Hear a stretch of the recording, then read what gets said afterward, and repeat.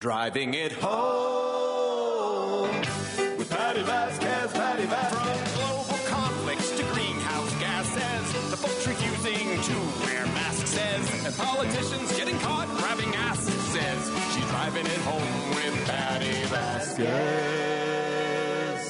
Thank you so much for joining us for Driving It Home. And once again in Chicago, it's run the gamut of emotions and sensations with this weather. Ken Mejia-Beal joins me in the studio, guest co-hosting. I'm already a little bit, as you can tell, I'm a little loosely put together in general. Aww. So if you change the weather on me this much, I get like, I have to say, I felt kind of like everybody on the train must have looked at me like I was nuts because I didn't have a jacket this morning.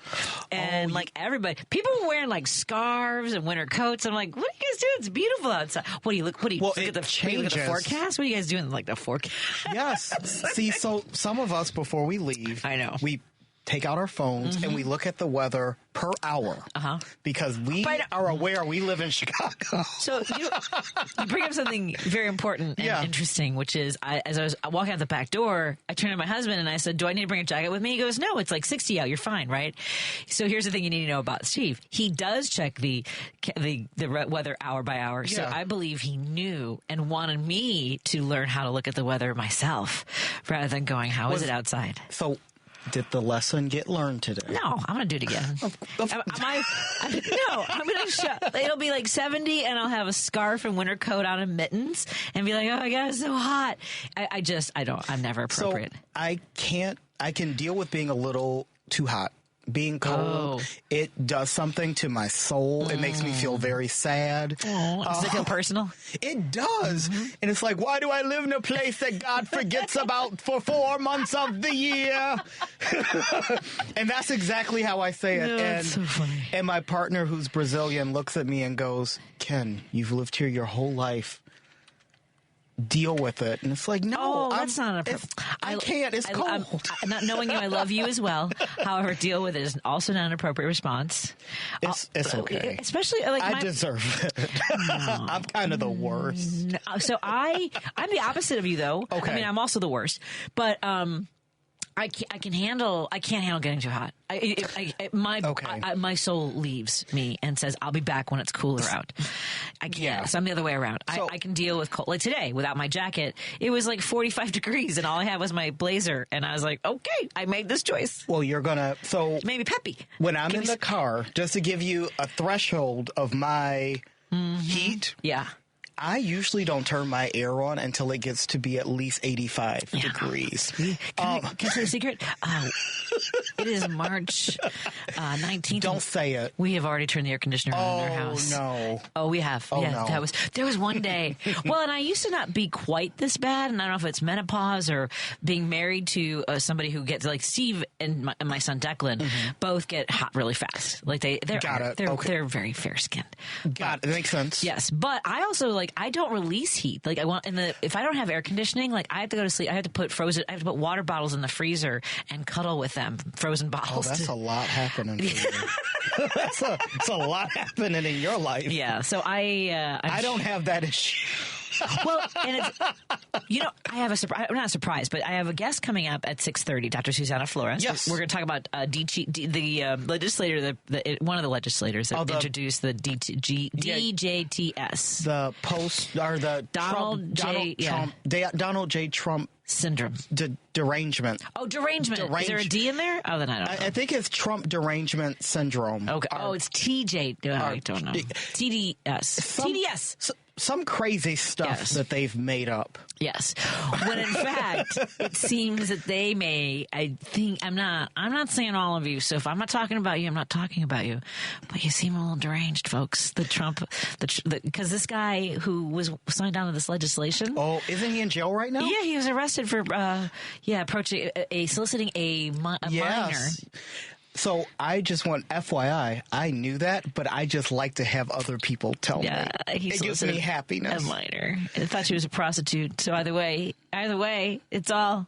I mean, she was a prostitute. I don't know if I have no idea. I get and it's horrible. It's because I'm a bad human being, but I get a sick thrill when these self-righteous, right-wing, go to church every Sunday, conservative XYZ people get caught for these crimes of like morals.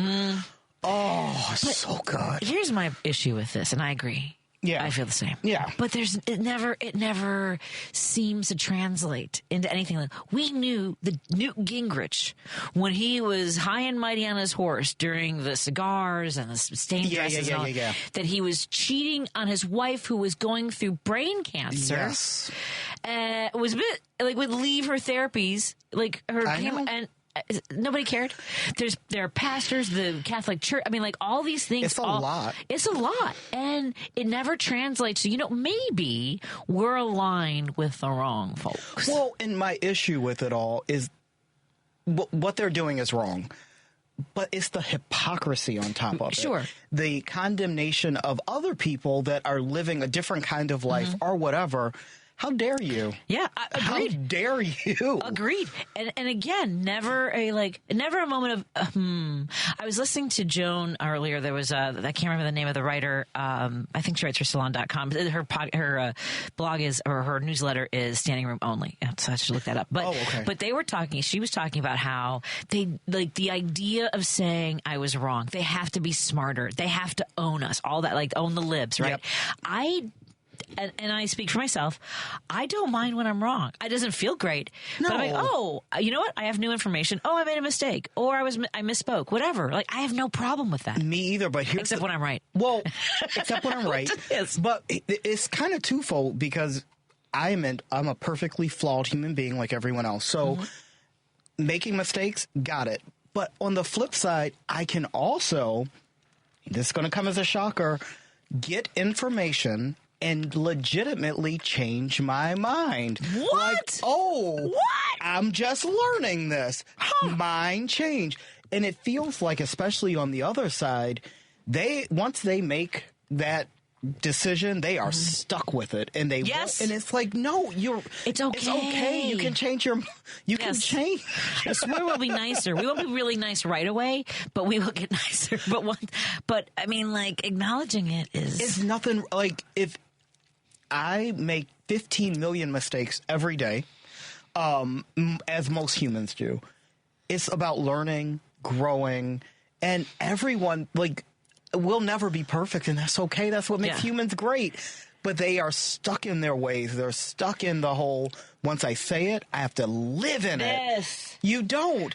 I was having a conversation with a friend of mine who is not a Republican, but not a Democrat. I call him Republican light.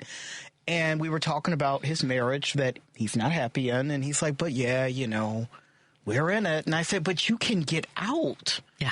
Like, that doesn't seem like a good life. Like, you can leave. But that thought process is... because it means they were wrong. Yes, it's so weird for me. Because I'm quickly like, oh, this was bad move. I'm out. I'm ready to go. It is. It's hard. It's hard, and I don't know how to help folks. And look, you can't. Well, and I also think that I'm working on a book about my family. Awesome. And but like having to like think about all these things and all the choices, all the moments where you could have gone one way or the other. I don't know where I got to be flexible, right? But I know that there have been times in my life when I'm not. Yeah. But I do think that part of being a liberal, right now that is reflected most closely by the Democratic Party, it is exactly what you're talking about. Oh, I've gotten new information. I can learn from this. Yes. And to me, being conservative is you can't possibly be wrong. The only way to do this is one way. Yep. And which always makes me, and I don't respond to every single person on our Facebook page because, thank you, Jerry. It kind of exploded out there. We've got thousands now of people. But I got called now there's you remember before it was libtards, right? And I apologize. And as a mother of a child with disabilities, believe me, it's hard. Like, the R word hits me so hard. But this is what they call me. And they've been calling me this for over a decade. When I was at WGN, it was the first time I ever heard this. Okay. But now it's a libratard. Like, they're adding another liberal, right? Yeah. And so... But the comparison they made was I haven't seen libtards this mad since Republicans set slaves free. And what a crazy leap of nonsense to take. Can't even wrap my mind around the words that you just formed. Well, because exactly. And like, I don't even want to get into the history of where Republicans and Democrats switched and Dixiecrats and segregation and all these things. But I will say this, and what I always come back to and why I always turn to the writing and work of Abraham Lincoln was that he, to me, is somebody who, more than any other leader in our country's history, would think one thing, study it, learn more. Like, he didn't think that blacks and whites could coexist in the United States. He thought that when the war was over, that there should be a exodus that black back to Africa, right? But changed his mind. Because he learned. And to me, that's a liberal. Yeah. And it was very early in the Republican Party. I mean, the Republican Party was only, 6 years old at the time? Yeah, it was a very new party. It was a very new party. And so, like, the idea, like, that's your drawing. Like, do not invoke the name of Abraham Lincoln. They don't get it. No. He's not yours. He's our country's. And I think if we could bring back a few dead presidents and they could see where we are today, I think some of them would be pleasantly happy. And some of them would just be like, how did we get here? Yeah. Well, Andrew Jackson would be freaking thrilled. He would be the happiest. Yeah. He and I think Tyler, who ended up, I think he was a Confederate or something to that. I can't remember. Wars, I believe. Yeah, so they would be thrilled. But I think if we could bring back some dead presidents, they might look around and go, what happened? Well, especially Roosevelt, I think, and particularly because of the programs that we are now talking about that are extremely vulnerable. And for folks who still think that there's not going to be any cuts to any of those, there is no other choice in this, the continuing resolution. There's no choice. No. The discretionary funding is the only place they can cut in the energy bill, which is where they said it has to come from, $880 billion. And the only thing that's discretionary are the programs that people rely on to survive. And the problem is, and this is why I'm a big advocate for, and I hate using this term because I get crap for it online all the time, but real people in office, because I'm a real person. I'm not rich. I'm not wealthy. So these programs, even though I'm not a part of them, I could easily be after a few paychecks are missed. So I get it. But when you have folks that have $8 million in the bank, they don't understand the need for these. Like, people can eat. Like, well, no, they can't. They cannot. They don't get it. No, well, you're absolutely right. I mean, the people he appointed that he chose, whether it's for his cabinet or they don't get it. They have no fundamental understanding. No, you're right. I mean, they don't get it. They're all, I mean, like, collectively, I think it was almost over $350 billion. And that's not obviously including President Musk. And, yes, agreed. And that's a problem, though. Like, when they were touting, we are the richest cabinet of all time, that is a problem. Yeah, it's because you are so disconnected. Yeah, it's not because you're a success. But this is where I ask all of my friends, whatever side of the party you're on, whatever fence you're on, this is the 1% we should be focused on, not the trans 1%. Oh my God, we need to focus on this 1% because they are the ones destroying America. The impact, the negative impact on your life of the existence of somebody who is trans is zero. I don't even how. But the impact that billionaires have on your life, huge. The amount of taxes that you pay, how expensive healthcare is, access to education, your ability to retire. Yep. Tell me. Oh, you're making me scream. I'm worried about the right 1%. I'm worried about the 1% that are trying to kill me. I have to start doing this because I have to start being on time. We are in studio with guest co-host Ken Mejia-Beal. Thank you to our sponsors, Source Solar. Go to source.solar for more information about the great work they do. Over 100,000 happy customers in the Chicagoland area. Make an appointment today. We also want to thank Kirk Bankside. We will be broadcasting live from the Madison Tap Room on March 25th. Go to MonacleBrewingCompany.com. Please order some woke coffee today because that's the only way I get paid for my last column. Also, we want to thank our friends at Are You Really Winning in the way back in. Go to areyourreallywinning.com or call 1-800-GAMBLER if you or someone you love is struggling with a gambling problem. More in a moment. If cage walls could talk with Jody Whittaker. Captain Paul Watson is a marine wildlife conservation and environmental activist. And as his head rose out of the sea and his eye was there right before me, so close I could see my own reflection in that eye. That whale understood what we were trying to do because I could see the effort he made to pull himself back. And instead of crashing forward, he began to slide back to the sea as I disappeared beneath the surface, and he died. He could have killed us and chose not to. So I owe my life to that whale. If cage walls could talk, Saturdays at 5. Because facts matter. You're listening to WCPT 820. If you're listening to this station right now, you've definitely heard my voice before. Hi, I'm Hawk. And I'm Pete. And we're with Source Solar, your local source for solar. Source Solar is Chicagoland's premier solar installer, providing solutions for over 1,000 homeowners and business owners across Illinois and Iowa.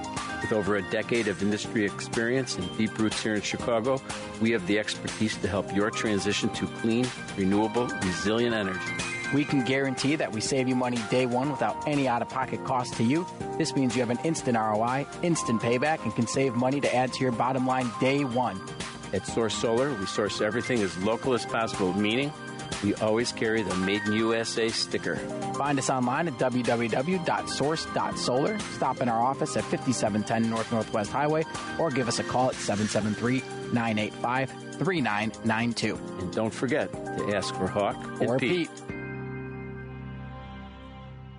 You're listening to Driving It Home with Patti Vasquez. In your communities in Chicago. On WCPT 820.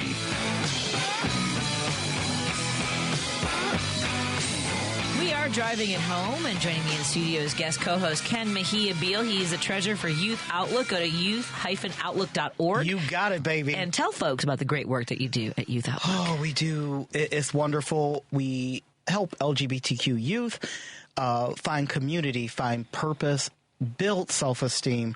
So anything, if you can donate, you're investing into happiness and the future.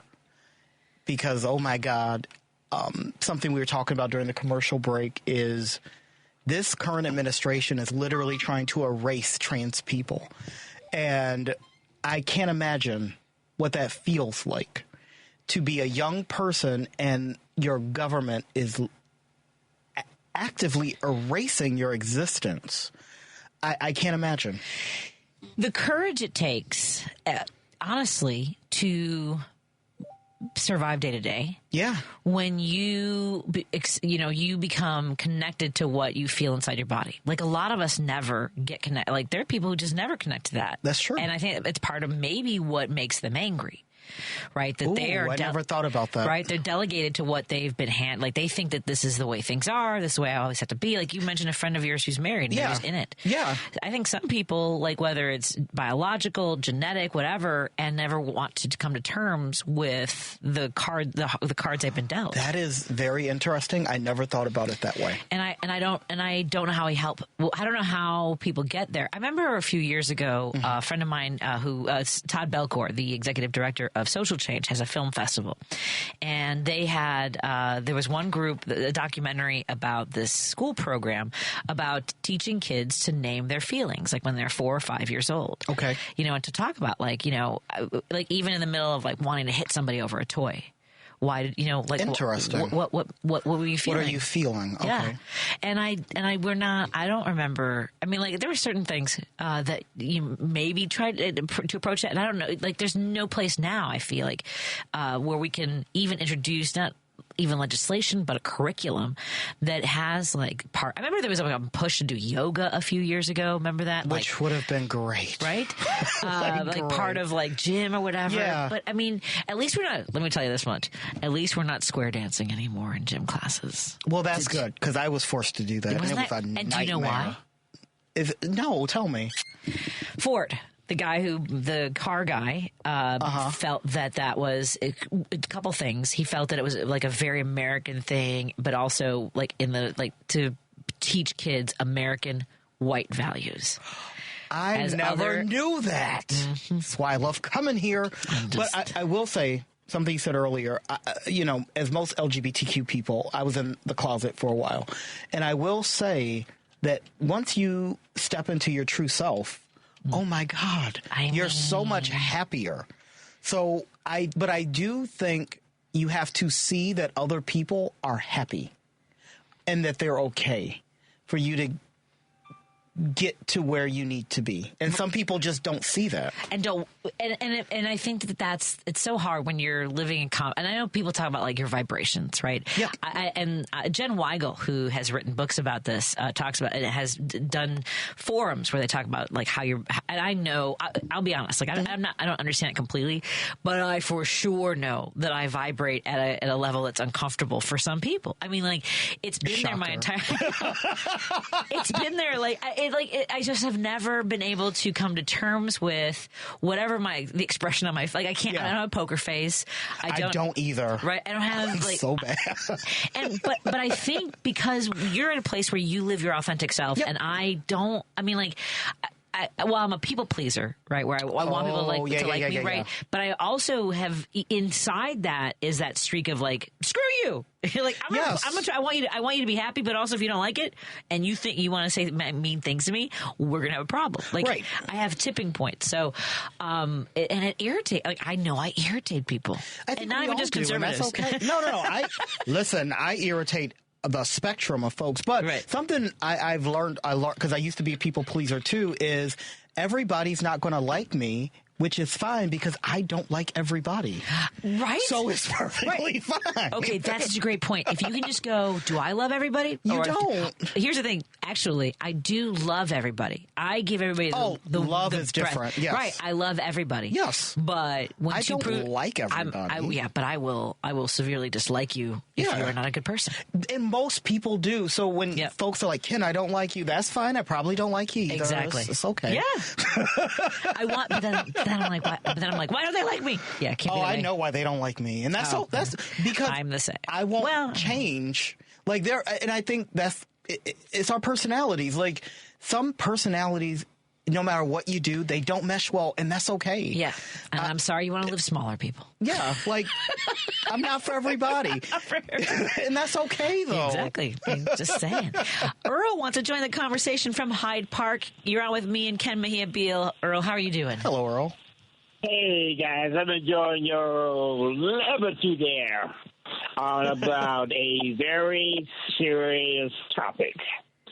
And one of the things I wanted to inject into this conversation, if I may, is that people are, unfortunately, have a gene that's tribal. We want to belong to a tribe. We have to belong to a tribe. We need to be in a community. We are not necessarily, as a people, loners. Correct. So when we get in a community of quote unquote where they teach hate, practice hate, discriminate, look down upon people, that's kind of hard for you to one day wake up and say all of my friends and relatives are wrong, and now I'm going to have to put them down. And going out there possibly on my own is kind of scary. Absolutely. Because we like to have the people around us, and we like to be a part of something. That's why slavery has lasted so long. Mm-hmm. Bigotry has lasted so long. People buy into the lie, and there are people who don't believe in the lie, but they still go along with the lies because of the community that they have grown up in and they feel comfortable in. What do you think? I agree with you 100%, Earl. Yeah, 100%. And back to your point about the tribal gene, actually, that kind of hooked me a little bit because I've thought about this a lot. Whether there is a cruelty has always existed. Absolutely, right. And I think we are at the point, like the evolution, when we think of evolution over billions of years and, how we've come here, I think we are now at the point where evolution is no longer biological. It's a choice. Your ability to evolve is now up to you. It's kind of like, I've been learning a lot about trauma and, yes, bad things happen to you and you can't control that. Absolutely. But now you have a choice to recover. Everyone has a choice. You have a choice of how you choose to handle it. Yeah. But something I read a long time ago, and I feel bad because I can't remember who said it, but they said from the time you're born, it is a you versus the world. Right. And then somewhere along the way, you attach to your parents and your family, and it becomes us versus the world. Right. And as you get older, the world should get larger. Yes.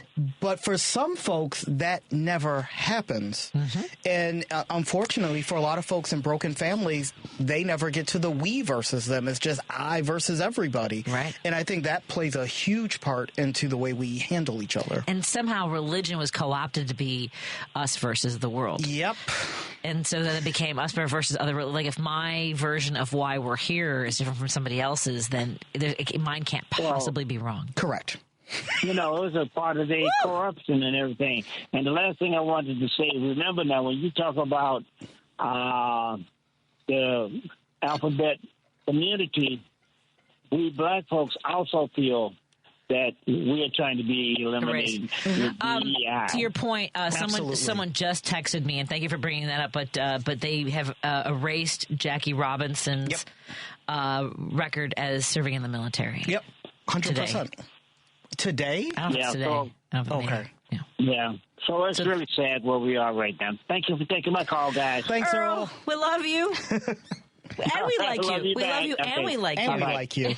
Bye, Earl. Bye-bye. Somehow the like is more important. I want to say this before I know I'm running a little bit late, but there has been a severe thunderstorm warning alert issued, located along a line extending from Stickney to Hazel Crest near Beecher, moving east at 45 miles per hour. And there's a hazard of 60-mile-per-hour wind gusts and quarter-size hail. Oh, that's really bad. And so I want folks to know locations impacted include Frankfurt Square, Palos Heights, Westchester, Westtown, Chicago Lawn, Englewood, Oak Lawn, Marionette Park, Orland Hills, Summit, West Garfield Park, Austin, near North Side, Stickney, Logan Square, Crestwood, Lower West Side, Avalon Park, Grand Boulevard, Calumet City, South Deering, Hyde Park, South Chicago, Hodgkins, and Humboldt Park. What I'm saying is pretty much everybody in the general listening area around the Chicagoland area. And also instructions, there's also a tornado watch, which remains in effect until 9 p.m. for all of northeastern Illinois. For your protection at that time, as we approach the danger, please move to an interior room at the lowest floor of a building. Again, the target areas are Cook, Illinois, and Will County, Illinois. More after this on WCPT. Do you want me to give me... the radar. It's everywhere. It's everywhere. Yeah, so it's pretty much everywhere. It's heading, due course towards all of us. Yes, we both got that. We're in danger. You in danger? We're in danger. Let's take a break here, and we'll continue our conversation. Please let me know if you are experiencing weather. We'll take those calls too. Coming up in just a moment, we're going to meet some folks from Winfield. Yes, I'm going to go grab them. The ladies of Winfield. They're going to talk about the slate, and I can't wait to get them in here. Excellent. Thank you, Ken. More in a moment. I hope you're all safe. Be careful, everybody. Pay attention to the weather today. Stephanie Miller. I've gotten more mail than I've ever gotten in my entire life. Because a lot of people have a lot to share, and they can't always make it on the phone lines, or they're nervous. And trust me, whatever you're going through, me too. All of us. Wherever you are in your timeline. Drunk, sad, scared, angry. Right there with you. Thank you for people saying they're not listening to anybody but me. I think that's a good plan. Because I'm just like, blah, blah, blah. Stephanie Miller, weekday mornings, 8 to 11 on WCPT 820. Hey, Google, play WCPT. Streaming Chicago's progressive talk from TuneIn. Union Strong Chicago continues to lead the way with progressive values and in preserving democracy. Your support of the Minocqua Brewing Company Super PAC efforts in Wisconsin and beyond strengthens the fight against MAGA Republicans. You can now purchase progressive beers like Labor Lager, Love Wins Fruited Sour, and the Resistance IPA in Chicago at Rogers Park Provisions, Diversity Beer, Wine, and Spirits in Lakeview, Park West Liquor, Wine, and Beer in Lincoln Park, Logan Square Liquors, and Tip Top Food and Liquors in Westtown.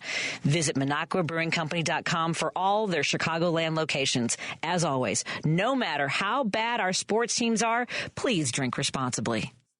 You're listening to Driving It Home with Patti Vasquez. In your communities, in Chicago. On WCPT 820.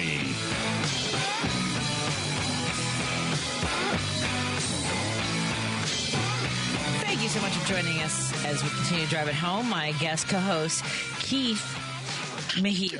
My name is Ken. I was like, I paused. I'm like, that. None of that goes with what I was going to say. What is happening? I was looking at the weather stuff, and I was like, Target. I'm looking at all these too many words at the same time. Okay. High winds. I combined Ken with high winds. You can see where it works. Okay. Ken Mejia-Beal joins me in the studio. I'm so distracted by the weather. But here's the thing.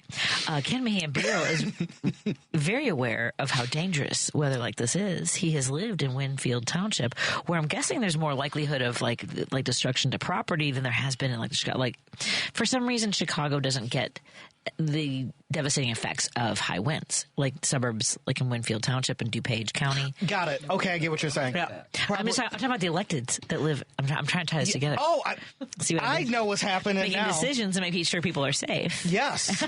Yes. And we have two wonderful candidates here from Winfield Township right now. You have lived in an area that suffers from effects of high winds like this, is what I'm saying. Yeah, and how important it is to have people who are qualified in office to help folks see it. Nobody knew what I was doing. We were all very confused, but I mean, in my defense, you started off the segment by calling it Keith. So. Yeah, didn't go well. No. Did not. That was not great. I was literally looking at the weather report. I apologize. That's the problem with looking down when you're trying to do everything else at the same time. Ken Mejia-Beal joins me in studio. He's a treasurer of Youth Outlook. We're going to fix that in post, but we'll edit that later. Go to youth-outlook.org to support the mission that they have there. As we talked about earlier, we'll talk more about Youth Outlook in a moment, because now we're going to introduce some of the candidates from Winfield Township. Yes. There's an important race coming up. So, Ken, go ahead and introduce them, because you seem to know. Oh, I do. So, first we have DuPage County Board member Sheila Rutledge, who's running for supervisor. Could not think of that word. I'm sorry. Mm-hmm. How's that feel? I know her name. Someone's name is definitely more important. You're absolutely right about that. And we have Cyd Paulsen, who's running for trustee. And getting clerk. us...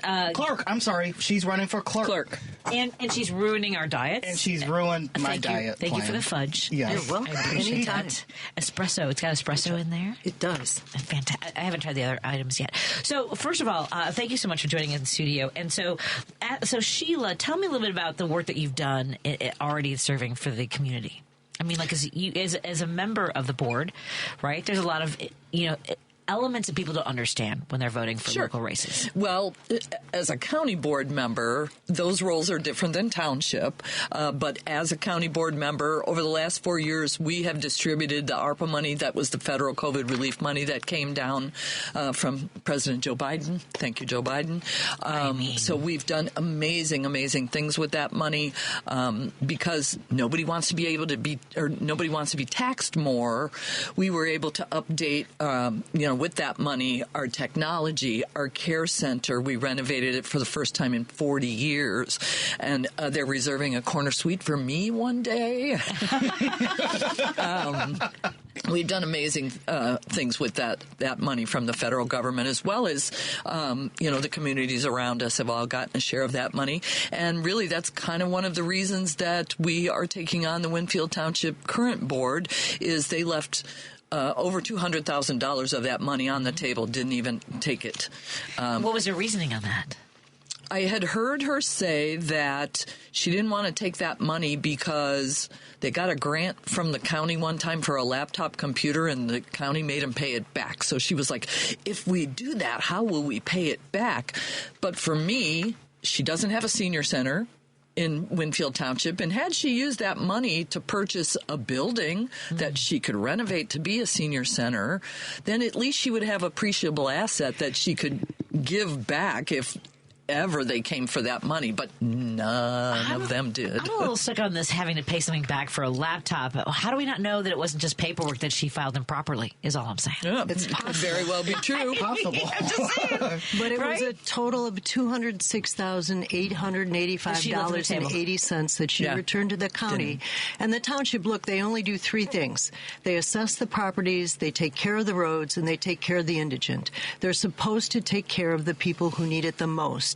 And instead of giving it to the food pantries that were struggling during COVID and the many areas that had need, she returned it to the county. Cyd's angry. I want people to know. Cyd's fired up. She came in hot. She knows the number to the cents. You rage bake, don't you? I do. It calms me. I'm just saying. I'm sorry about you. No, I'll just say that she did take some of that money, but she sent it up to our neighboring township because that's where our seniors and our youth and family services acquire township services. So the existing board did put together a program that we have 3 park districts in our township that each of the park district could have had 2 days a week for senior services. And she said, no, I can't do that because I don't want to write intergovernmental agreements for that. So, yeah. In a word, lazy. Yeah, I could think of lots. I was going to say, I feel like your pause before lazy was that wasn't her first word, but filled with a lot of adjectives are coming in. Cyd, tell us a little about yourself. Sure. Cynthia Cyd Paulsen is how it will appear on the ballot, and I am running for Winfield Township Clerk. Look, I'm a public servant. I am the co-chair of the Illinois Education Association Retired Legislative Committee. I'm chair of the West Suburban Retired Legislative Committee. I mentor teachers. I work with student teachers. I spent 2.5 years working on the Social Security Fairness Act, and now teachers, police, and firemen can get the Social Security they earned. I'm currently working on the Tier 2 issue because as of today, we are 5,302 educational vacancies in this state, in Illinois, right now. What? I have worked on the Winfield Riverwalk for 2.5 years. Now we have a beautiful path. I've written grants. I worked on safe routes to school so kids could go under the railroad and not be endangered going to school. 4-H leader, Girl Scout leader. But I believe firmly that public servants make the best legislators because they want what's good for people. They want what's good for their community. I want to go back to what you said about the vacancies in the education throughout the state of Illinois. One of the crises that I haven't talked much about are the special education supports, not just the educators, but also the support crew. Illinois is one of the worst in the country when it comes to services for the disabled. So it's not even just Winfield isolated, but if we can start somewhere local where it's a priority. Tell us a bit about what you see for not just I know you talked about seniors. The IEPs, the 504s. So the first year I started, 1975, was when PL 94-142 was first implemented. You know, I was setting up special education departments because it was just announced that you had to have one. But yes, you're correct. And it's the special ed aides, the special ed teachers that we are in such crisis of needing. So as part of the legislative committee, we're always looking at how do we attract new, young, great talent. And we want to pay student teachers because if you're paying tuition and you're student teaching, you can't have a job. We want the Tier 2 to be equitable. I would like to see an ombudsman bill so that you don't start a job with less benefits and less pay than the guy next to you started with. And that's in judges and police and all the unions. But we have to fund teachers better than we do, for sure, to be able to attract them. Did you know, most people don't know about FAFSA, but if you go to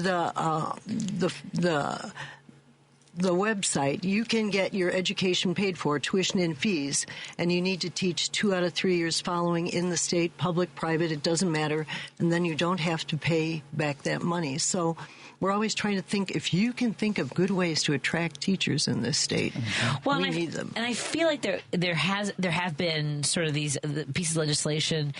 And look, God bless the people who do the right thing in Springfield, and then there's like not any sort of energy. I mean, I know that's not their job. They legislate, and then there's not like the funding, the support. At any rate, that's part of what we're talking about: the lack of senior services in Winfield. And when I know we've talked to the people at Addison, our folks from Addison Township, to the same thing about the food pantries and the senior services. Like, what are we doing?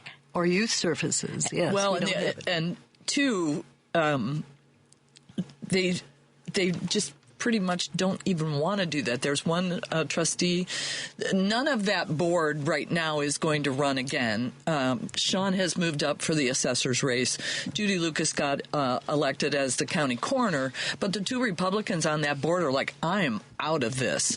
And one in particular has never voted for any spending of any kind in 2 terms on the board. Are you serious? Yeah, I'm dead serious. Wow. Yeah. This is what they do. In Wisconsin, by the way, it's a fully controlled majority of Republicans. It was a supermajority until the last election. They have like almost a $5 billion surplus because they won't spend. This is what they do. They don't spend. I don't understand government entities that are hoarding money because they think people need it. They think it's supposed to run at a profit. people are not profit. Like a business. That whole business thing. Right, the business model instead of human services. Right. Let's take a break here. Thank you so much for driving it home with us. Joining me in the studio is guest co-host Ken Mejia-Beal. Sorry about that. I was reading something else. You're fine.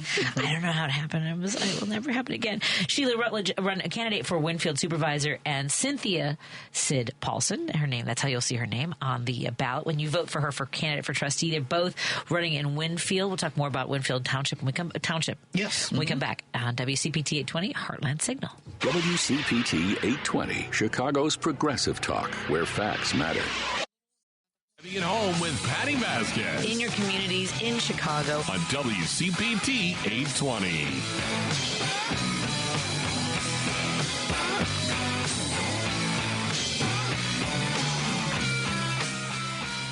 March is Gambling Awareness Month, and we're proud to welcome our new sponsor to the Driving It Home family, Are You Really Winning?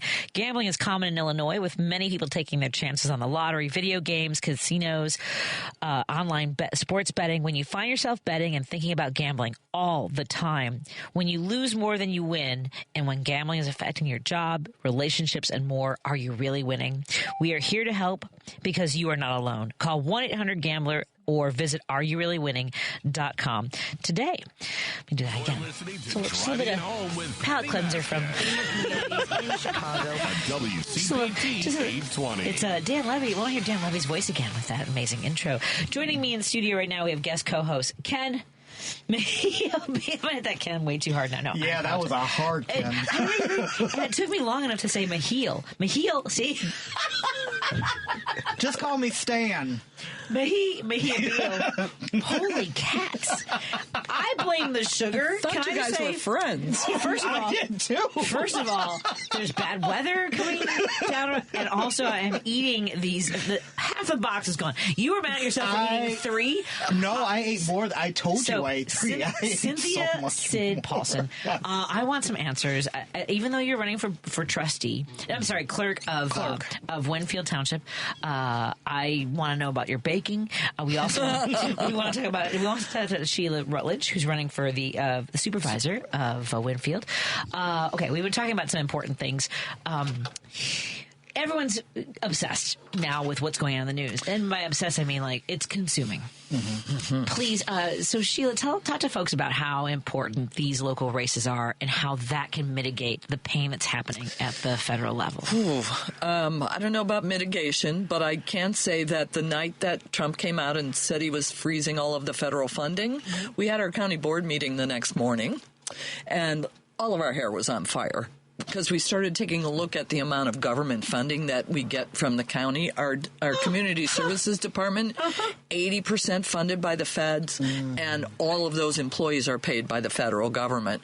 So we're like, oh my God, what are we going to do? So it's not quite so hair on fire, but my comment at that point was, okay, if they pull back all that federal funding to help people in need, then the townships are going to become even more important than they already are. And during my time on the board, I know we're supposed to be fiscally, we are supposed to be the fiscal watchdogs, and the accountants and the lawyers do all of that. My focus on that board has been getting pay raises for our employees because we were underpaying them compared to surrounding counties. I got a hen keeping ordinance passed during the height of COVID so people could have protein in their backyards. Those are the kind of things I've really focused on. So I think that maybe it's just a better fit for me to be at the township level where I'm that close to the people that really, really need services. It's so important right now for folks to know that there are electeds who will, and when I say mitigate, I mean at least be on the front lines fighting for you. And it might feel like an uphill battle, but I always tell people to be aware of who's serving you at the local level. Absolutely, because your local level is the level that impacts you every single day. Every day. Every stop sign, every pothole, that's local. Yeah. We have such great plans for services that we'd like to bring. Outside of seniors and youth and family services, we want to get the high school techie kids to work with the seniors so that they can keep viruses off of their phone or not fall prey to scams. Like AI. Yep. We'd like to do ACT prep. We'd like to do classes on how to enroll for Medicare or Social Security, because that's not an easy process either. So there's just, general assistance, as they say, that the townships are supposed to do. That's a broad spectrum in our opinion, and we just have huge plans to really get our communities together. Man, you both sound so excited. Yes. And can I jump in on that? Yeah, I was going to say, so please. as the paperwork person, I would like to see a 501c3 implemented. And I have written grants before, and the way you fund things in the township is through tax money and grants. But you can't get grant money if you don't have an account to put it in, so you need that 501c3 first. So I plan to do that so that we can have the senior program, the youth program, the food pantries for people. And that's what's so mind-boggling, is that there hasn't been that kind of problem-solving. Correct. That's correct. Well, she said she was waiting for one more person to finally form that 501c3 board, and about 6 months ago I said I could be that person. Yeah. And But never got a response. You're not the right person. Yes. She is. Well, I'm probably not the left person. Wait, I don't want to say that. No, yeah. Right. So during this time, it's not enough to be ordinary. You have to be extraordinary. Yeah, and I believe that the 7 people on our slate really are all public servants and all extraordinary. And Sheila has been researching resources. We looked at plots of land for community gardens, the aquaponics underneath the food pantry, how we can assist and subsidize or partner with the food pantry. The St. Mike's Open Closet took them supplies. So we've been researching. Did you know that there's a free dental clinic in Wheaton, Illinois? No, So I if you're didn't. under the poverty level, you can have your teeth fixed for free. We've been looking for resources. Wow. Oh, man. See, these are the people that we should be voting for. Well, like, that's why it's important, why we need to elect folks that understand these issues. Yeah, and to that, what I've learned over the last couple weeks is that people don't even realize what township they live in. So talk to folks who want to tell me about the communities that are in Winfield Township. Like the towns. Yeah. Sure. Most all of Warrenville, most all of West Chicago, and Winfield, and that's another thing we want to change, is that West Chicago is a majority-minority community, but our township website is not available in Spanish. And it's a push of a button, but that kind of gives you a good idea of who they want to serve. During CARES Act money, which was prior to the ARPA money, I got each township $3,500 to buy diapers and feminine care products. I'm talking too fast. You got it. I'm the same way. For their townships, and she, a week before the deadline, said, I don't know if I'm going to do that. She told a couple other people because she wasn't sure the diapers could get to the right people.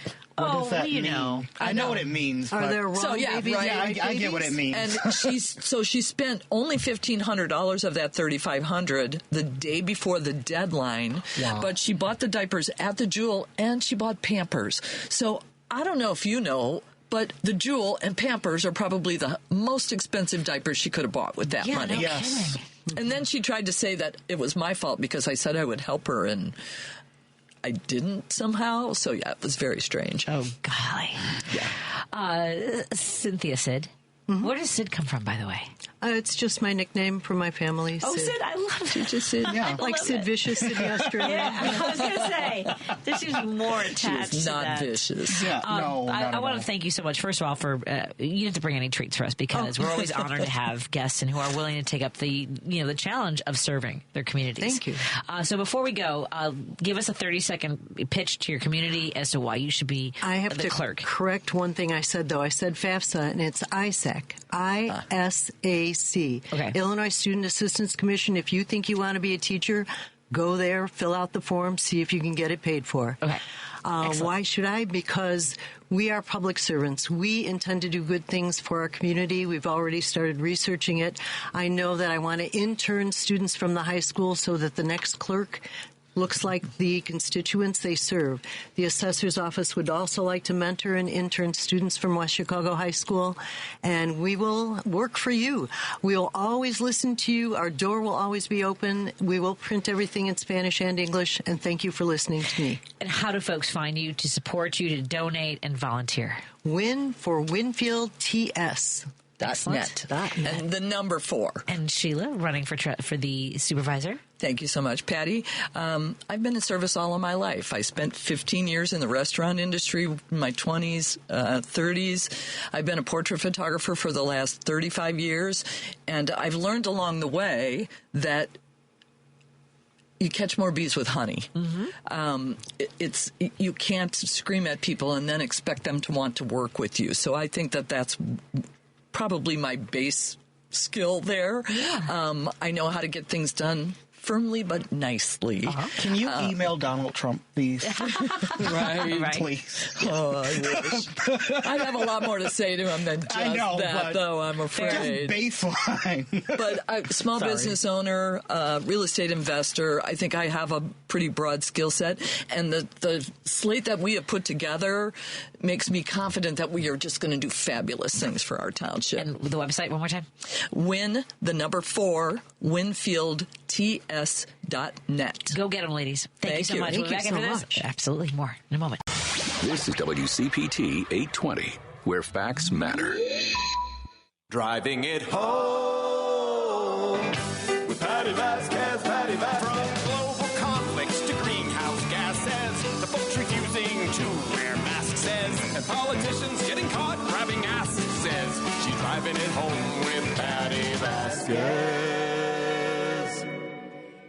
Thank you so much for joining us as we continue to drive it home. And a hello to our friends listening on KTNF AM 950 Minneapolis, St. Paul, the progressive voice of Minnesota. Joining me in studio on WCPT 820 Heartland Signal in Chicago is guest co-host Ken Mejia-Beal. He's back. See how I'm looking right at you? I can say everything quite clearly. We are thrilled to be bringing these conversations to you. And, of course, we're grateful to our sponsors. Go to source.solar to learn about the great work they do. They put solar panels on your house, on your business, to make sure that you're saving money, being kind to the environment. Go to source.solar to learn more. We also want to thank Kirk Bankstead from Minocqua Brewing Company. Go to MinocquaBrewingCompany.com. Please buy some coffee today. That's the only way I'll get paid for my column I wrote on Monday. That's okay. I'm fine. I'll buy some. I'll give you a sample. I have to No, make you samples. need me to buy. Oh, buy some. Yes. Sorry, yes. Come on. Well, I have to give you a sample so that you can tell people why to buy. Okay.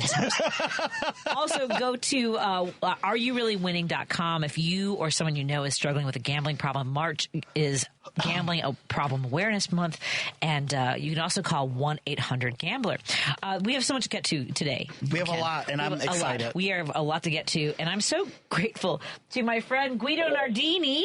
Hey, Guido Nardini, you are on fire on social media, by the way. How are you doing tonight, my friend? Hello. Hey, Patty, how are you? I'm good, Councilman. How are you doing? I already said that. Okay. I keep saying that. I really shouldn't ask people how they're doing because everything's crap. Are you hydrating? How's that? I'm hydrating. I'm actually, knowing that I was going to be on the radio, I'm drinking right now a Klaus-Taller fake beer.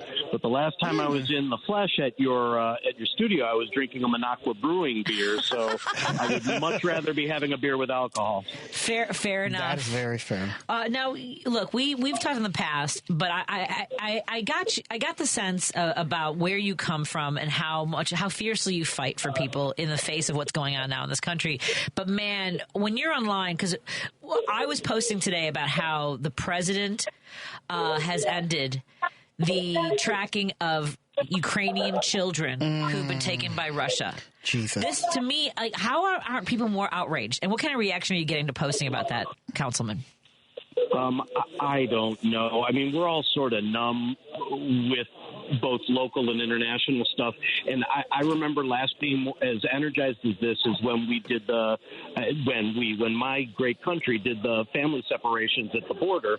There's something pretty visceral about kids, and the thought of war is sort of abhorrent. And I'm a kid who's never seen war. What do I know? But the thought of then adding children and taking children from parents. I mean, I'm a dad. You're a mom. Yeah. I cannot imagine what negotiation I would do if somebody has my child. I mean, all bets are off. And to the audience who was unaware, the Trump regime just ended a Yale program that has been tracking 3 years of the 30,000 children that Russia has absconded with that were in Ukraine.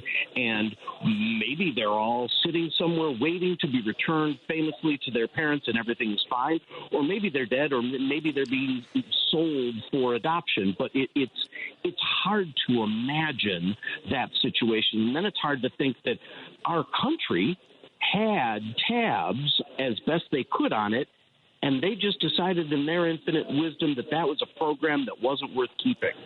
Yeah. That's so sad. Well, and that's everything, right? That is the fact that they are under the auspices of looking for fraud and waste. Yeah. Without any forensic accountants. Not one. Like, what are we even doing? It's insane. It is. And, I mean, if we are talking about this, Patty, you can't blame Elon Musk, quite frankly. He's a business guy. His job, and I'm not rushing to his defense, but the concept of fraud and waste is, I am sitting at Club Lago restaurant right now. I own a small business, and the idea of waste and fraud, that go after it zealously, but not everything in a government is for sale. The post office is never going to make money. The military is never going to make money. They don't provide a product. They provide a service. We're a government. So when you say you're cutting costs, that's fine, but it doesn't function the way a business does. I mean, we could save tons of money if we got rid of the whole post office. Problem solved. Yeah, you know, we could get rid of Medicare, Medicaid. We could get rid of all entitlements. We'd be killing it. We'd be in the black. You know, we'd solve all our financial problems. But to let Elon Musk in there, the onus lies on the oversight committees, the president, the Congress. He has no business being there.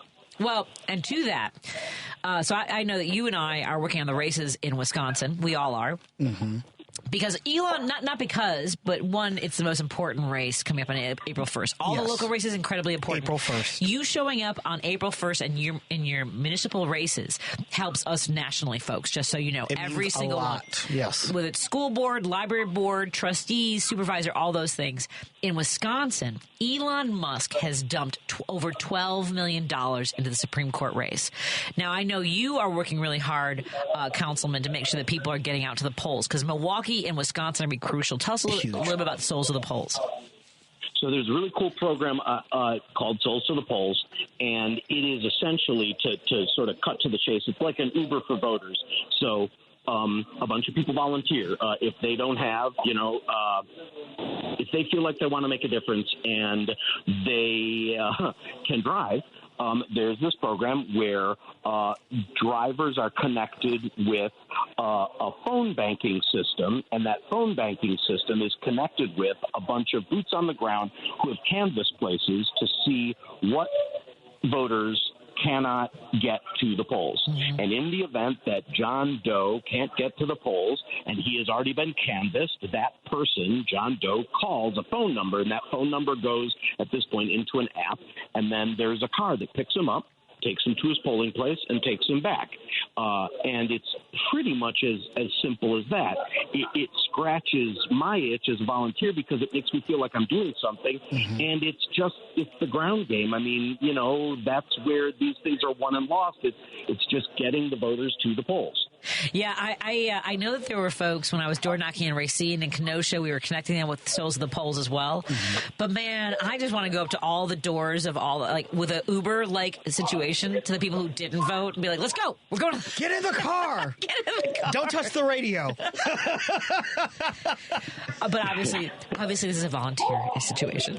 And this is where folks are like, I've never had anyone tell me at the doors, and I think we need to be more, as a door knocker, I need to be more persistent or more forward thinking about saying, do you have a plan for voting? When we ask, mm-hmm. How are you going to, we should just ask, how are you getting there? How are you getting there? Or do you need a ride, right? Yeah. Right, Councilman? Yeah, absolutely. That's sort of, that's the crux of it. And, you can do this, or you could save up your money and you could raise $277 million and you could do like Elon and just buy this ground game.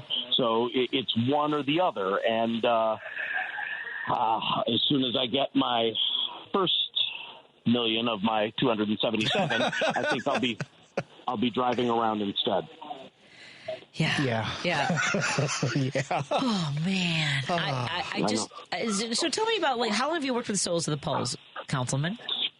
So Norma Ballantyne, the way it would work, I'm trying to imagine speaking to somebody who is thinking, hey, this is something that I'd like to do. This is something that I would like to lend a hand to. You attend a Zoom training session, and it's as chaotic as it gets, and it's this breakout room or the non-breakout room, which is sort of the main one, and there are a million people, and they're all asking their own questions, and then you realize that it really is just as simple as registering to an app,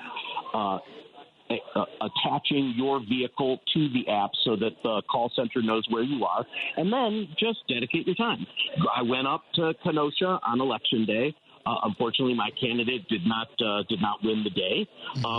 But I had my bottled water. I mean, I've never been an Uber driver, but I had bottled water. I had an umbrella. I had some tissues and paper towel. And then I spent the whole day waiting for calls. And then I would go to the neighborhood, pick the person up, and bring them back. The training was really easy, and if you don't have a car, you can still be part of the virtual call center. There's a lot of stuff that you could do that still makes you part of the fight, even if you can't drive up to Madison, Kenosha, Milwaukee. That is awesome. Thank you for sharing that. I'm trying to decide between the two because I would love to be a dispatcher. Dispatch would be perfect for me. That'd be great. And remind folks how they can volunteer to get this done. Both things, how do they get it done or how they request the services.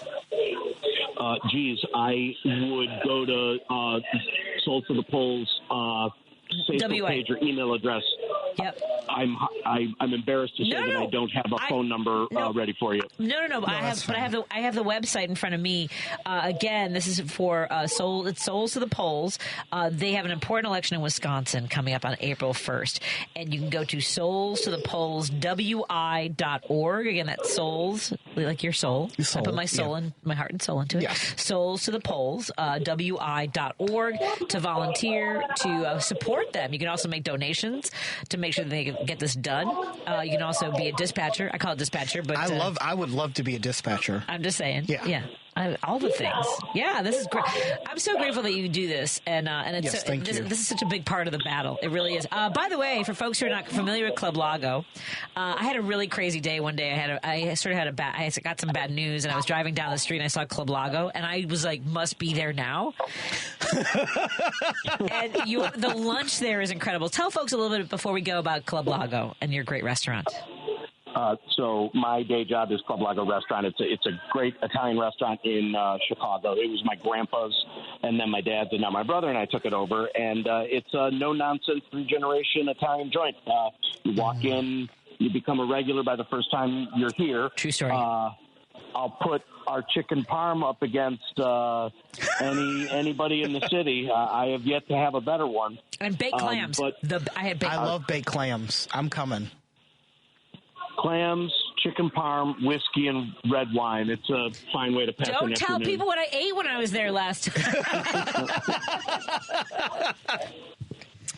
I'm so grateful. Again, it's Souls to the Polls, wi.org. We've been talking to Elmhurst Councilman Guido Nardini, who has been a volunteer for Souls to the Polls. We're so grateful for this. And Club Lago, by the way, during the pandemic, they got some nastiness on their door, and they blasted people who were mad about migrants, about COVID, and all this stuff. So thank you for being a business owner who refuses to back down when people are being cruel. Yeah. Thank you. Patty, I want to hug you across the airwaves. You're a sweetheart to say so. Thank you. No, right back at you. And Scott can stay out of the way, but he'll be back soon. We'll grab some. I look forward to coming and arguing with Scott in your restaurant sometime soon. Yay! Sounds like a date. Excellent. Have a good one. Thank you, Councilman. Have a great night. Take care. Thanks a lot. Thank you. Bye-bye. Let's take a break here. I know we got a couple. Oh, we have several phone calls. We have people waiting. They're they're waiting. All right, let's get to the phone calls. We have treasurer for Youth Outlook. Mm-hmm. That's me, Ken Mejia-Beal. Yeah. In studio with us. Go to youth-outlook.org to learn about the work that they do. We'll be right back after this on WCPT 820 Heartland Signal and KTNF AM 950 Minneapolis, St. Paul. You're listening to WCPT 820 because facts matter. If you're listening to this station right now, you've definitely heard my voice before. Hi, I'm Hawk. And I'm Pete. And we're with Source Solar, your local source for solar. Source Solar is Chicagoland's premier solar installer, providing solutions for over 1,000 homeowners and business owners across Illinois and Iowa. With over a decade of industry experience and deep roots here in Chicago, we have the expertise to help your transition to clean, renewable, resilient energy. We can guarantee that we save you money day one without any out-of-pocket cost to you. This means you have an instant ROI, instant payback, and can save money to add to your bottom line day one. At Source Solar, we source everything as local as possible, meaning we always carry the Made in USA sticker. Find us online at www.source.solar. Stop in our office at 5710 North Northwest Highway or give us a call at 773-985-3992. And don't forget to ask for Hawk or and Pete. Patti Vasquez is taking your calls now at 773-763-9278. Driving it home with Patti Vasquez now on WCPT 820. Thank you so much for joining us as we continue to drive it home. Joining me in the studio is guest co-host Ken Mejia-Beal. We want to say hello to our friends listening on KTNF AM 950 Minneapolis, St. Paul. Hi, Ken. I got your name wrong. It's okay. Listen, I know. I'll answer to anything. Our friends in Minnesota didn't hear it, but mostly I'm distracted by the sugary treats. If you've noticed, like I've changed in the last hour. Like we both have. There's fudge. There was like these peppermint patties made with peppermint schnapps. Apparently. They are. Oh my God. Just to describe it to our listeners. Thank you, Cyd. They are like. Someone took heaven from the cloud, dumped it in peppermint schnapps, and said, "Here you go." Yeah, and dark chocolate. Yes, amazing. What is happening? And 0 calories. Yeah. No, that's what I've been told. It's like chewing on celery. You actually burn calories. You do. Yeah, you burn calories. Ken, we've had some listeners who've been waiting on hold patiently. Let's talk to them, yes. So let's talk to our first one out of the gate is Steve. Steve, what's in your mind, my friend? Hello, Steve. Hello, Miss Vasquez. Let me tell you, I have my glass of ice water right here. You're hydrated! But let me tell you, I'm out of diet pepper, and Diet Dr. Pepper is my go-to driving it home juice. Oh, I love that. That's fantastic. Thank you. I love the driving home. What's your driving home juice is what I ask listeners now. I like that. And I know there'll be a range. There you go. But a couple things. On a positive note, this thing yesterday about John Roberts slapped down Trump with, and I'm thinking that the ray of hope, there's a crack in the dam, maybe. And these guys are starting to grow a pair, and the women are growing the pair, pardon the pun. And, sure. And then maybe there's, like I said, maybe it's moving forward, quite frankly. Well, my concern is who is going to enforce decisions made by the courts. Yeah. That's the Marshal. The Marshal Service is supposed to, right? Isn't that the Marshal Service's job? But isn't it under Homeland Security? Well, I think the marshals are under Department of Justice, and of course we know about. So where do we? I should talk to my friends who used to work with the Marshal Service. This is where better civics classes would have really come in handy. There's a former deputy chief of the U.S. Marshals from the area, John O'Malley, former deputy mayor of the city of Chicago. We should get a hold of him. Let's do that. Let me tell you, I'm in school now, 71-year-old junior in college as I'm returning to school, and I'm right now in the poli-sci and history class. It's just like my synchronicity of life has put me in those classes during this period in time. It's kind of interesting now, this point in history. I'm learning all this stuff. And I'm on spring break now, and it's wonderful. I'm on spring break. How great is it to be an adult to have gone through everything you've gone through, and you're like, I got spring break. I got spring break at 71 years of age. Yes. But, yes, and let me real quick and let you go. Patti Vasquez, you can vibrate with me anytime. Anytime you can vibrate. I might make that a shirt. Patti Vasquez can vibrate with me anytime. All right, I would buy it. All right. Let me, if I may, real quick. Sure. I don't know. I'm a little hesitant, but you were talking about the trans issue earlier. Sure. This afternoon, and I'm 71 and single now, and quite frankly, I'm exploring some areas that have been part of my world since I was 14, since 12. And I won't speak. I won't go into particulars, but I'll just say that,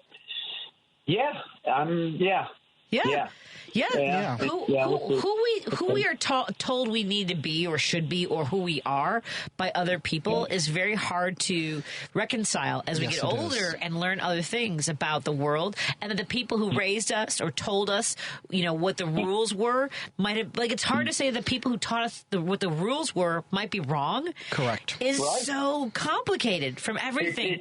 Right? Is. Yes.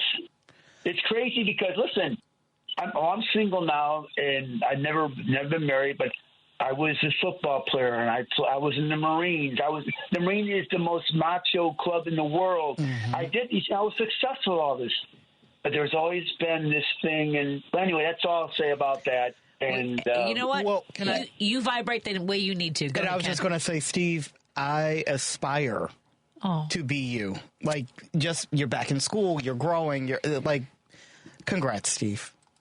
Well, thank you. Congrats. Thank you. Keep up the good work, pal. Keep up the good work. Thank you, Steve. Enjoy your spring break. Enjoy it. I'm sorry you're not in South Padre or something, doing a beer bong in a hot tub. Not that I've ever done that. I got to go to work during the day. I do it. Take care. Bye, Steve. Go get him, Steve. Thank you so much. Yeah, South Padre was that was aggressive. There's actually... That's a once-in-a-lifetime thing. There might be photos. Also, I crushed a can between my... I'm sorry. Let's get to Jim in Chicago. The calls have been taken in the order they were received. Jim, how's it going?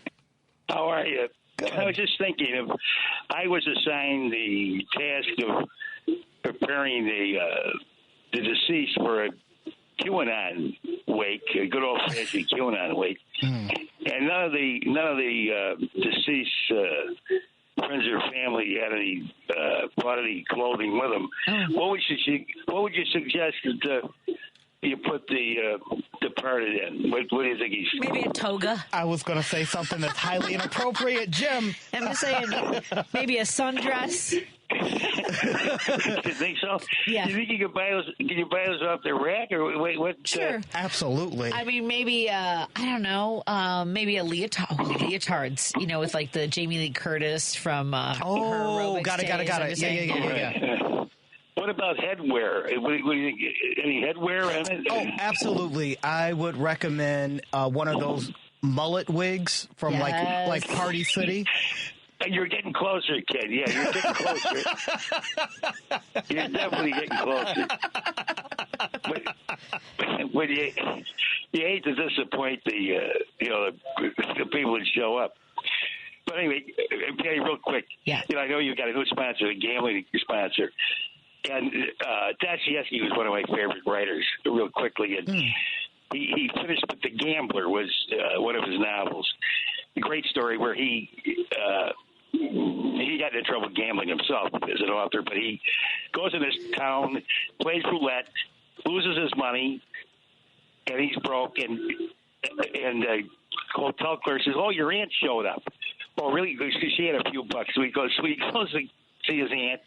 His aunt's playing roulette, and he says to her, "Don't play 00, don't play 00." So she deliberately plays it a couple of times and wins quite a bit of money. So she gives him some money. He goes out, gets drunk, and falls asleep. And he doesn't wake up the next day by 3 o'clock in the afternoon. By that time, 2 phony Polish princes take his aunt back to the roulette table and blows all the money. So now he's broke. So a friend says, "This is a gambler story." So he gets the guy says, I'll give you 200 rubles. He says, but if I give you 200 rubles, you'll run right to the table and blow it. But if I give you 80 rubles, you'll take 20 and buy something to eat and maybe pay your hotel bill. So he sits at the table, and he's playing, and he wins a few, and it ends, and tomorrow is another day. In other words, it's an endless. I mean, there's no real rhyme. There's no rhyme or reason to it. You know what I mean? Yeah. There's no rhyme or reason to it. And so I mean, like you've heard me tell stories about my dad and how he gambled and stuff. Right. And I think he was like you, where he enjoyed the ponies, but it got away from him when he wasn't able to drink anymore. Yeah. Yeah. But Patty, in his defense, how old was your father when your brother was killed? Your brother was murdered. My dad would have been if I was 8 years old. If I was 4 years old, he disappeared when my dad was almost 40. Okay, now I had a great friend, an Irish policeman I knew very well, and his son was killed by Gacy, and he was never the same. I mean, his affect was completely changed. And then I had another guy I used to drink with. His daughter was murdered, and he was never the same. My point is, you don't know what's going on in a human being. You don't know how anybody takes anything, and it's easy to talk, but it's another thing when you go through it. But anyway, I got to get back to that QAnon mystery. I got to go back to that QAnon mystery. Go to Party City, Jim. Thank you for that. Yeah.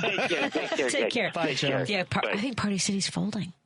They're closing. Oh, I forgot that. I'm sorry. I forgot that. Sorry, but thrift stores though might have your. Yeah, thrift stores and Big Lots is coming back. All right then. Michael's is leaving. Big Lots is coming back. Yes. And yet, Hobby Lobby. All right, let's take a break here. More in a moment. We are going to have Dr. Susanna Flores join us in a moment. I will get to your calls after we have our conversation. Man, I feel so... Okay. Yes, we have a guest scheduled for the next segment. Ken Mejia-Beal is our guest co-host today.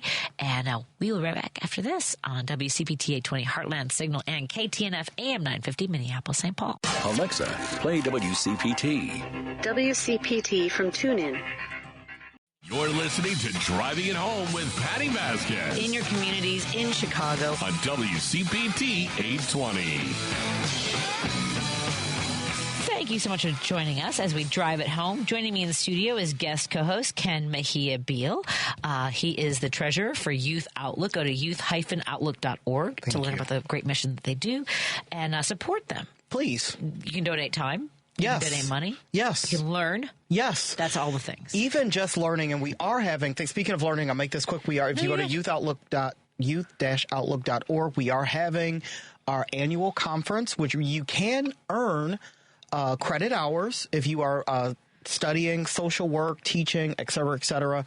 So go to youth-outlook.org. Our conference is in April. Sign up. There you go. Excellent. Yeah. And you and I and our guest, Dr. Susanna Flores, have there's a lot of things we have in common. Oh, yay. But I believe our love for New Orleans is amongst one of the best cities elements. in the world. Dr. Susanna Flores, how are you doing tonight?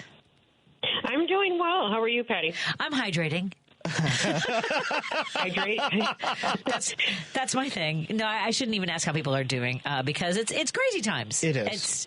And as a psychologist, I'm so sorry and thank you. Okay, you're welcome. Yeah, I mean, I've never heard that before. I thank you for your service. Sorry. Yeah. Thank you. Yes, I'm so sorry. Because you are greatly appreciated, Dr. Yes, Flores. I imagine that you're. Thank you so much. I imagine that you're busy. First of all, I want to let folks know. You may remember after the terrorist attack on New Orleans on New Year's Day, Dr. Susanna Flores was featured on ABC News and gave some insight on what it's like to be in the quarter near where it happened and how New Orleans, reacts to and how people react in traumatic situations.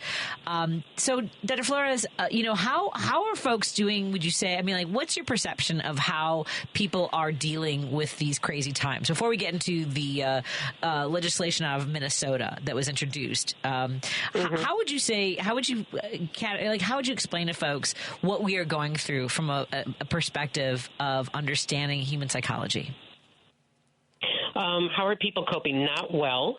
I'll just start there. Thank you. As an example, I've met with a few people, a couple of clients that talked about losing their job, and they're federal employees, and they had no idea that this was going to happen. And we, of course, have to be as unbiased as possible. And so, we just try to focus on, okay, let's move ahead. Right, we have to do Plan B, or so, because we're not really supposed to talk about politics, so it is difficult. That being said, on the other side, people are scared. People are very, very fearful of what's happening. Someone takes your social security, has access. All of a sudden, this one guy has has access to our social security numbers, and our bank information and all of this, and that's a lot of power to have. And so people feel what's called cognitive dissonance, right? The symptoms of cognitive dissonance are like trauma. Cognitive dissonance means our belief system is not matching reality. So a lot of us are still in deer in the headlights because we just can't believe it. Right, and you hear this all the time, I can't believe this is happening. And it's okay, well, eventually we have to get to something called radical acceptance, where we have to accept it. Right, it's this is the way that things are for now. Right, and that will help us to move, get into action of what are we going to do about it versus just being emotionally numb or scared, and feeling that we don't have control. Can I ask a question? My question, Dr. Flores, is something you just mentioned. The radical. Can you repeat that word? Radical acceptance. Radical acceptance. Yep. How do you move? What does that transition look like for most people? Because I know a lot of folks that are still in the deer in the headlight phase. And what does it look like when someone moves to that radical acceptance? Well, it's definitely a journey. Okay. It's a journey, right? So someone can get there very quickly. Okay, this has happened. What are we doing about it, right? And for other people, it can take years. It can take years. And so since we can't control what is happening on the outside, right, we're left in this numbing state of lack of control because the brain likes to categorize things, right? And when things don't make sense, then we either stay in a place where we hope that things will suddenly change, but the way that people get through it or get to that point is realizing, with taking emotion out of it as much as possible, notice my words, as much as possible, that what is in front of you, what is happening in front of you. That's the way it is, right? And once you get there, it removes the coulda, woulda, shouldas. This shouldn't be happening. That doesn't exist with radical acceptance. It is. This is happening. Can you unwillingly move back and forth between radical acceptance and, oh my God, what the freaking crap? Because I feel that's me. I feel absolutely. Okay. Absolutely. We can get there. But, here's what's happening. It's it's one thing after another. Yes. Right? Let's go back to 2016. It's we're being hit, by the perfect storm. So then there's this crazy thing. And these are not just little crazy things. Right? These are things that are threatening, our welfare and everything else that goes with it. And so, there is no paranoia here or anything else, but you can be okay, I've accepted this situation, but oh my God, now we have this other thing that seems even more threatening.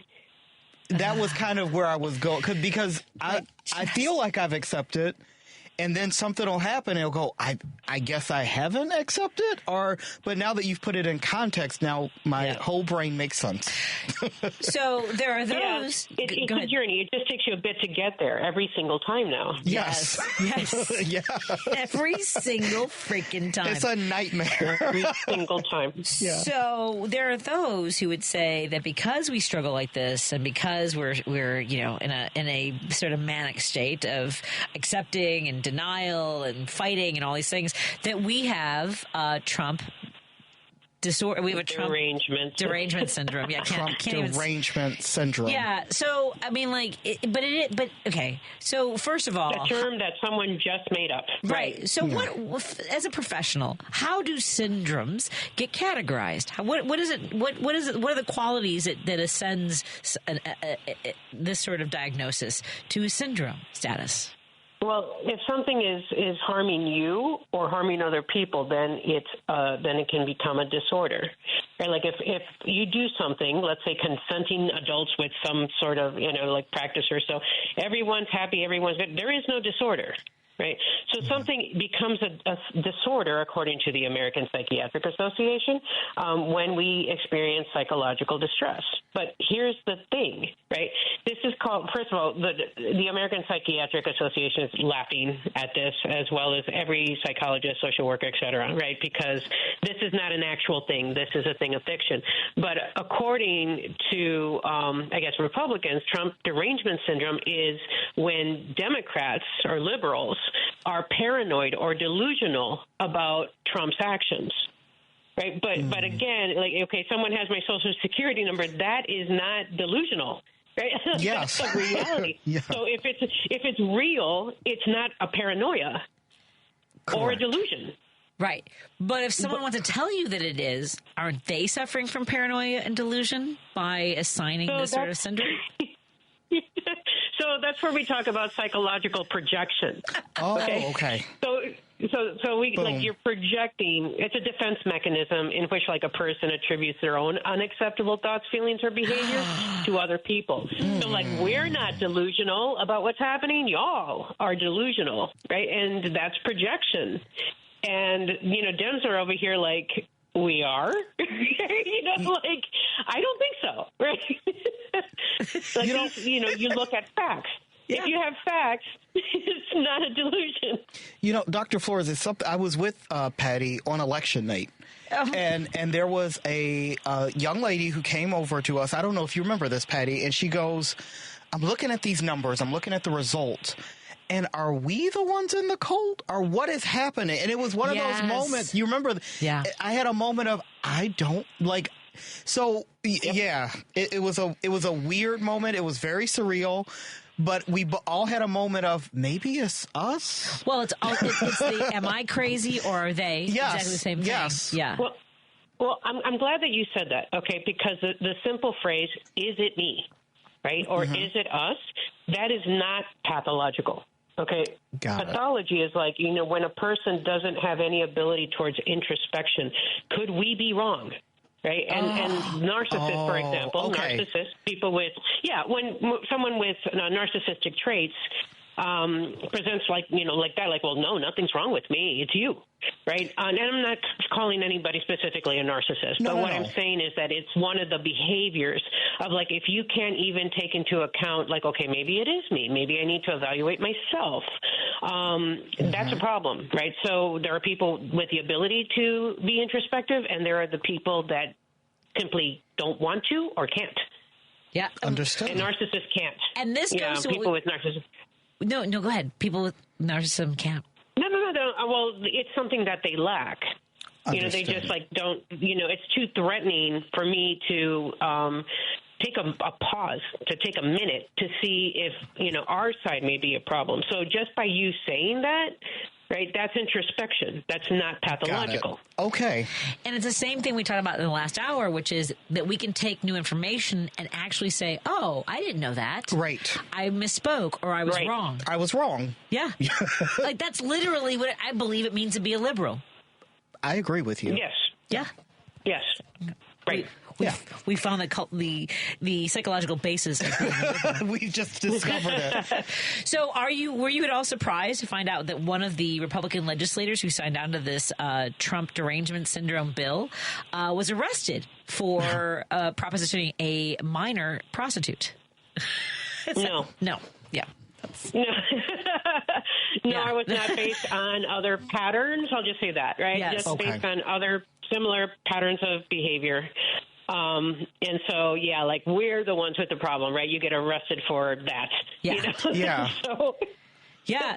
So it is undercover detectives that they place advertisements for commercial sex on two publicly available websites. Now, Ken, who has worked with legislators in Springfield, we can both attest to the fact that there's some shady stuff that goes on in state capitals. So, this is what, absolutely. There was, I'm sorry, I'm looking at you, Sandak. But at any rate, absolutely. maybe not go on those websites from Thailand. But at any rate, Yeah. and not pump your chest and withhold services from people who need it the most, like Correct. seniors. Yeah, that's. I'm sorry, I'm raging a little bit, Dr. Flores. Yeah. But it is the people who want to withhold basically kindness. And empathy. They lack empathy. Mm-hmm. Yeah, it's just a wild ride to watch this happening and unfold. What do you recommend for those of us who feel like we're crazy, that we have self-awareness to go, okay, I'm not crazy. How can we take care of ourselves emotionally, I guess is what I'm searching for. Yep. Please help us. Please. Okay. So, how do we know that we're not crazy? Is that the question? Or just like self-care? Yeah. Yes. Okay. Well, we look at facts as much as we can. So, what does that mean? That doesn't mean that you just listen to Fox News, right? You have to actually, read, full articles. That's a big problem with social media. I talk a lot about social media, but people just read headlines and they're like, that's the truth. So you have to take a moment to analyze what you're reading, and of course, talk to other people and, get informed, and also just take breaks from the news. I've said this a lot, mm-hmm. And the way I tell, again, I have clients on both sides, right? So what I recommended is regardless of whichever side you're on, how about a news vacation? Just take a vacation, right? Take 2 days a week, right? And people have reported, even just taking 2 days off of all of this a week has really improved their mood, the level of their worry, and it's oh, I do have a life outside of this. Wow. So that's where we definitely need to get. That's also seeking of support of people that understand us. And all of these are the reasons I went to New Orleans, by the way. Ken Mejia-Beal has family in New Orleans. Metairie. I never pronounce it correctly. Metairie is where a lot of my family reside.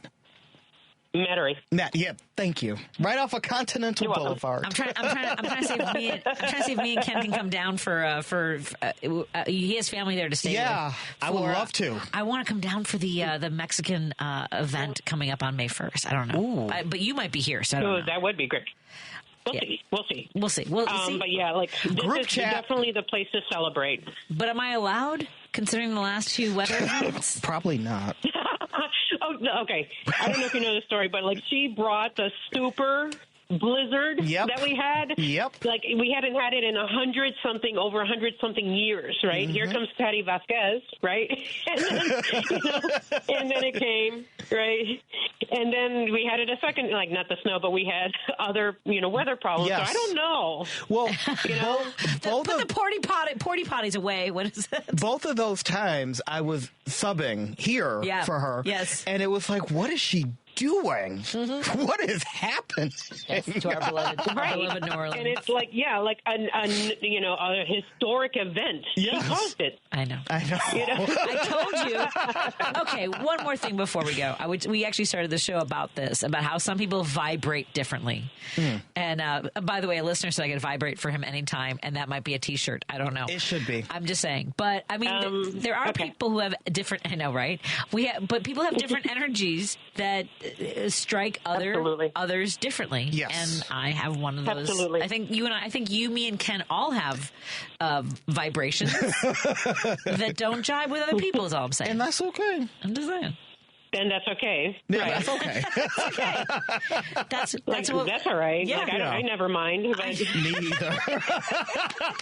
I think we all get a standing ovation. Is all I'm saying. Yes. There we go. Enjoy my vibrations. We have a radical acceptance moment, right? Yes. You're not going to make everybody happy. Full circle. Yes. That is Sheila Flores. How do folks follow you and learn more about the work that you do? I know you have a website and social media. How can we stay in touch? Yep. So Dr. Susanna Flores on Facebook and Instagram. I'm following right now. Awesome. And NOLA Wellness in New Orleans, where I offer therapy and coaching services. And my book, Untamed, The Psychology of Marvel's Wolverine. awesome project, is available on Amazon and your bookstores. Excellent. Thank you, Dr. Flores. I look forward to not bringing bad weather to New Orleans and also having another conversation with you. And don't hesitate. Thank you for... We'll see, Patty. Well, I will say this. If I do come, I will let Patty come a day ahead of me. That's fair. And just kind of see how that goes, and then I will join you. That's fair. And then you decide what to wear based on the weather. Very good plan. Or if I'm coming at all, because I'm scared. Patty scares me. And that's my vibration. That's all I'm saying. Scary vibrations. By the way, when you're in New Orleans, visit Clyde's Corner. Thank you so much, Dr. Flores. We'll talk to you again soon. I love you. Love you too. Bye-bye. Talk to you later. Bye. Yeah. See, I have a psychologist that knows things. I like that. I know. And she lives in New Orleans. All good things. Let's take a break here. We have some phone calls to take in the last few minutes of, I went way long. Thank you, everyone. Thank you, Lady B. And also, sorry.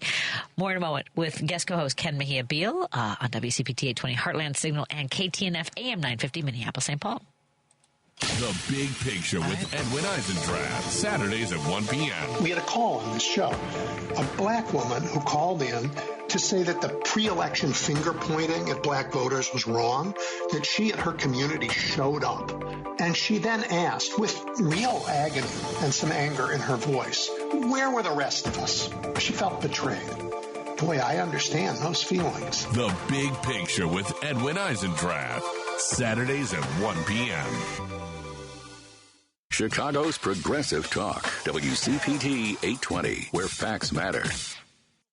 Patti Vasquez is taking your calls now at 773-763-9278. Driving it home with Patti Vasquez now on WCPT 820. We are heading into the home stretch. Joining me in studio is guest co-host Ken Mejia-Beal. Hello to our friends listening on KTNF AM 950 Minneapolis, St. Paul, as we broadcast on WCPT 820 Heartland Signal Chicago. Whoop, whoop.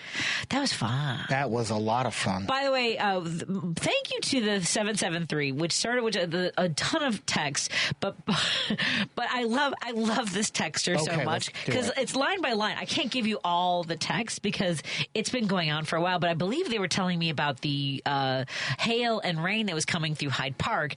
Hyde Park getting springed. Basically, they are accusing me of jinxing, but then tons of things. I love how you're texting me right now, and I feel like you're staying hydrated. Got it. My kind of people. Because here's the thing. I don't think folks realize that we're on a little bit of a delay for them. So they'll say don't be a fool. He accepted it and funded it. And I don't know what it's in reference to because it was something we said a minute ago. And I feel bad. But you are doing magnificent work, 773, of texting and joining the conversation. Thank you, 773.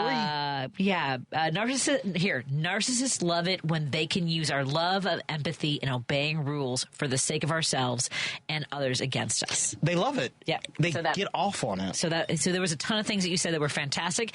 I just can't read them all. Roosevelt, I'm so sorry that we had you on hold earlier, but I'm glad you called back. What's on your mind, my friend? Okay, the reason why I had to hang up is because we had a tornado warning, so we had to go to the basement. Oh, my goodness. Folks, be aware of the dangers. Yep. Yeah, and so did my mother. My mother lives in South Chicago Heights. She had it, too. So. Oh, my God. There's another one in Kankakee, but there was another one in Kankakee. This is why I called you Keith earlier. It's okay. I was worried about people. Sorry. So thank you for letting us know. So everyone's okay. Do we know about any property damage or what you've seen so far, Roosevelt? Not yet. I haven't checked out. Don't go look. Okay, for Ken, did you know that your last name means Messiah in Spanish? Stop it, Mejia? Roosevelt. I did not know that. Look it up, Mejia. It's a common name in the Latin community, Mejia. Well, I wouldn't say it's like Gonzalez or like Garcia or like Vasquez. Rodriguez. No, we're like the Joneses. Or Vasquez. But Mejia. And also, it means since I was a kid in Mexico, and my family and everybody, it means jaw, like the jaw, your jawbone, Mejia. Mejia. Also, Thank you. It's Basque in origin, so I'm actually of Spaniard descent, Basque specifically. Yeah, got it. Yeah, so it's abundance of mountains also, but yes, religious by name is Messiah. I just learned something new, Roosevelt. Thank you. Yeah.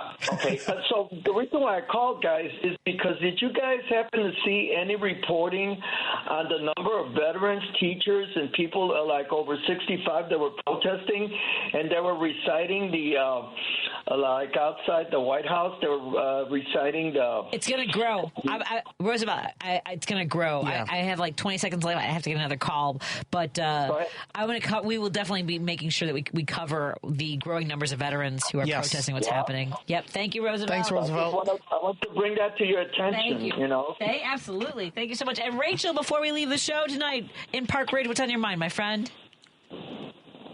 Yes, it's Rachel. Thank you. Real briefly, how many cocktails did you have? Vibration. Oh, vibrations. yeah. Y'all came alive. I like that. But real briefly, I appreciate that you guys are talking about that Wisconsin race. Boy, I wish the DNC, when they send us these stupid texts, that they would focus on what is actually right before us. And that is before us. Thank you, Rachel. They need to advertise and tie Elon, whoever he's supporting. Yes. And neck to neck. Neck to neck. Neck to neck. 100%. Thank you, Rachel. I got to run. Ken Mejia-Beal, folks can find the work that you do as a treasurer of Youth Outlook, youth-outlook.org. Correct. We'll see you again next week. We'll figure out the day. Lady B, thank you so much. Randy Rhodes is next. I'm late. Fava Mac McNeil. Thank you to our sponsors, Source Solar,